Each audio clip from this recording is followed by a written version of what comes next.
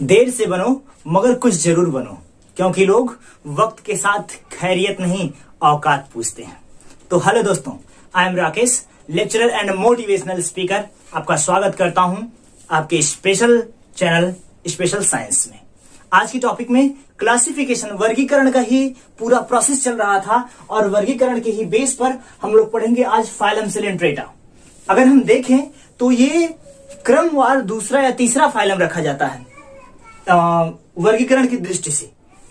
यहां हम लोग पढ़ रहे हैं, इसके पहले हम लोगों ने सबसे लार्जेस्ट फाइलम और second largest phylum, third largest phylum, तीनों के बारे में पढ़ा है। ऑलरेडी डिस्क्रिप्शन में लिंक होगा, देख लीजिएगा, है ना। आइए स्टार्ट करते हैं बिना देर किए। फाइलम सिलेंट्रेटा, संघ सिलेंट्रेटा हिंदी में इसका नाम है।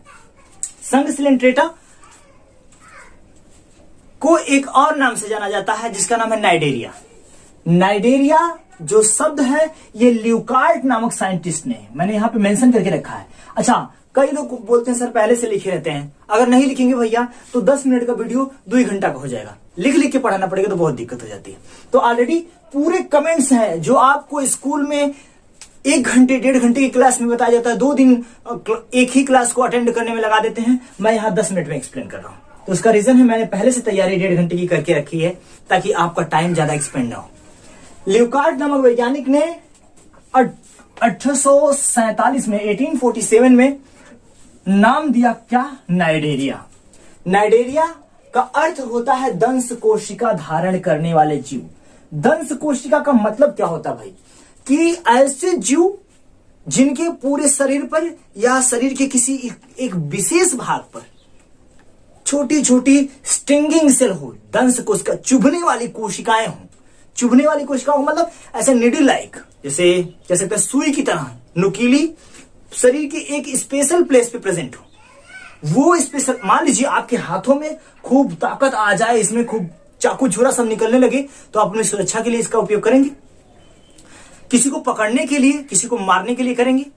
तो सेम ऐसे ही जो स्टिंगिंग सेल दंश कोशिका वाले जीव होते हैं अर्थात नाइडेरिया, इस संघ के जितने भी जीव होते हैं, सबसे स्पेशल पॉइंट क्या है कि इनके शरीर के एक विशेष अंग पे छोटे छोटे नीडल लाइक सेल्स होती हैं जो शत्रुओं को घायल करने में, शिकार को पकड़ने में, उसे मारने में या शत्रुओं से बचने में भी बहुत मदद करती है ना।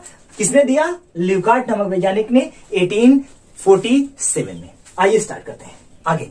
नाइडेरिया जो वर्ड है अर्थात शब्द जो नाइडेरिया है वह ग्रीक भाषा के नाइट से, KNIT, नाइट से मिलकर बना है, जिसका मीन्स है स्टिंगिंग सेल बियरिंग। बियर का मतलब होता है धारण करना, सेल मतलब कोशिका, स्टिंगिंग मतलब दंश। यही दंश कोशिका धारण करने वाले जीव। क्लियर हुई? तो नाइडेरिया का एक छोटा मोटा परिचय है कि इंट्रोडक्शन आपको पता चलता रहे कि भाई नाइडेरिया जो है वो किसने दिया, इसका मतलब क्या होता है, अर्थात दंश कोशिका। अर्थात इसमें जितने जीव आएंगे सबके ऊपर स्टिंगिंग सेल दंश कोशिका होंगी। अधिकतर जो मैक्सिमम जो जीव होते हैं वो समुद्री होते हैं, सी वाटर अर्थात साल्टी वाटर में पाए जाते हैं, समुद्री होते हैं, स्वतंत्र रूप से तैरते रहते हैं जल की सतहों पे। ये देखिए, ये बहुत ही बेहतरीन इमेज जो जेलीफिश का है, वो जेलीफिश आराम से समुद्र की सतहों पे तैरती रहती है ना।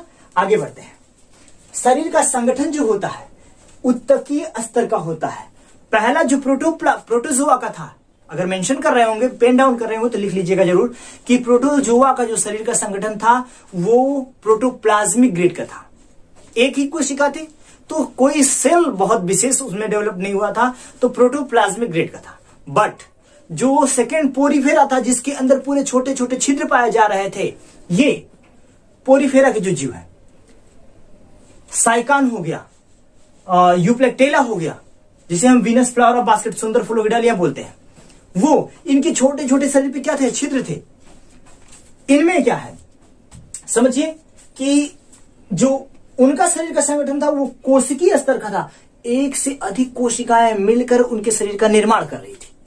लेकिन यहां पे आपने एक और डिफिनेशन पढ़ी होगी, कोशिकाओं के समूह को ऊतक कहते हैं, अर्थात कोशिकाएं अब समूह में होने लगी हैं। एक बात क्लियर और पहले से स्पष्ट रखिएगा कि वर्गीकरण में हम जितना नीचे जाते हैं उतने बड़े जीव रखे जाते हैं। तो वर्गीकरण में सबसे पहला था प्रोटोजोआ, दूसरा पोरिफेरा, तीसरा सिलेंट्रेटा। अब हम नीचे आ रहे हैं तो विकसित जीव मिलते जाएंगे, है ना। पहले में प्रोटोप्लाज्मिक ग्रेड का बॉडी ऑर्गेनाइजेशन, दूसरे में सेलुलर ग्रेड का, और तीसरे में उत्तकीय मतलब टिश्यू ग्रेड का बॉडी ऑर्गेनाइजेशन। 10 कोशिकाओं में जो विषैले पदार्थ होते हैं और वो जिस कोश में भरे होते हैं उसको निमेटोसिस्ट बोलते हैं। वेरी वेरी इंपॉर्टेंट कि इनके पास जो स्टिंगिंग सेल होती है उसमें कुछ जहर के नुमा होता है, पॉइजन भरा होता है, और वो पॉइजन जिस बैग में होता है निमेटोसिस्ट कहलाता है, या जो तरल होता है उसे ही निमेटोसिस्ट कहते हैं, जो शत्रु को घायल करने में, मूर्छित करने में, अपने बच के भागने में सब मदद करता है।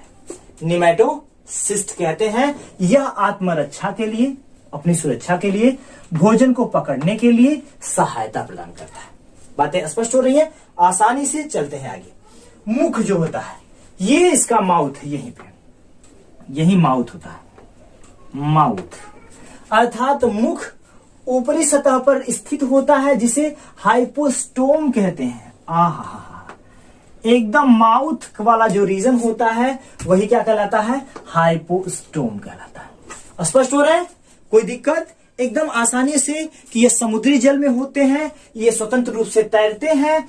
इनके ऊपर एक नई पॉइंट क्या है, इनके ऊपर सिलेंट्रॉन का आवरण होता है, उसमें दंश कोशिकाएं लगी होती हैं। दंश कोशिकाओं में कुछ जहर होता है जो जिसे निमेटोसिस्ट कहते हैं। कितनी अच्छी अच्छी पॉइंट है जो आपका बेस क्लियर करने वाली है, जो आपको किसी एग्जाम में फेस करने के लिए आपको मिलेंगे। आगे बढ़ते हैं। माउथ वाले रीजन को हमको क्या बोलते हैं, हाइपोस्टोम बोलते हैं। मैंने यहां हाइपोस्टोम लिख रखा है, ये हाइड्रा का डायग्राम है। देह गुहा में परिवहन तंत्र, उत्सर्जन तंत्र और श्वसन तंत्र अनुपस्थित होता है, अर्थात कह सकते हैं respiratory system, excretory system and circulatory system क्या होता है, एब्सेंट होता है। सभी चीजें एब्सेंट होती हैं। तंत्रिका तंत्र का विकास जो होता है यहीं से देखने को मिलता है। अभी तक प्रोटोजोआ पोरिफेरा में कोई तंत्रिका तंत्र का विकास नहीं था। अरे तंत्रिका तंत्र वही, ये तंत्रिका तंत्र जो सूचनाओं का आदान प्रदान करती है हमारे पूरे मस्तिष्क से हमारे शरीर अंगों तक, जिससे हम अपनी समस्त क्रियाओं को नियंत्रित और संचालित करते हैं यार। तो तंत्रिका तंत्र का विकास इसी संघ से मिलता है, अर्थात हाइड्रा के संघ से। बात क्लियर? कौन से संघ से? सिलेंट्रेटा या नाइडेरिया। एग्जाम में कंफ्यूज करने के लिए नाइडेरिया देता है, इस बात को बिल्कुल ध्यान रखिएगा। आगे बढ़े। तंत्रिका तंत्र का विकास प्रारंभ, परंतु मस्तिष्क लेकिन तंत्रिका तंत्र होता तो है बाबू, हमारे मस्तिष्क में 100 बिलियन तंत्रिका तंत्र पाए जाते हैं, 100 बिलियन न्यूरॉन्स पाए जाते हैं, जिसे हम हिंदी में तंत्रिका तंत्र बोलते हैं। लेकिन इसमें तंत्रिका तंत्र का विकास अभी हो रहा है, मस्तिष्क का विकास नहीं हुआ। मुख है, गुदा द्वार नहीं है, है ना। आगे बढ़ते हैं। इन जंतुओं में बहुरूपता, पॉलीमॉर्फिज्म, ये मोस्ट इंपॉर्टेंट है टीजीटी पीजीटी की दृष्टि से। मोस्ट इंपॉर्टेंट, इस बात को ध्यान रखिएगा कि पॉलीमॉर्फिज्म किसमें देखने को मिलती है। बहुत सारे टीजीटी वाले एग्जाम में जब इंटर कॉलेज का पेपर होता है तो इसमें दिया था कि भाई polymorphism see in this phylum, तो सिलेंट्रेटा में देखने को मिलती भाई बहुरूपता। बहुरूपता का मतलब कि इनमें बहुत सारे रूप प्रदर्शित होते हैं। खास करके दो बहुत फेमस है, एक होता है पॉलिप, एक होता है पॉलिप और दूसरा होता है मेडूसा।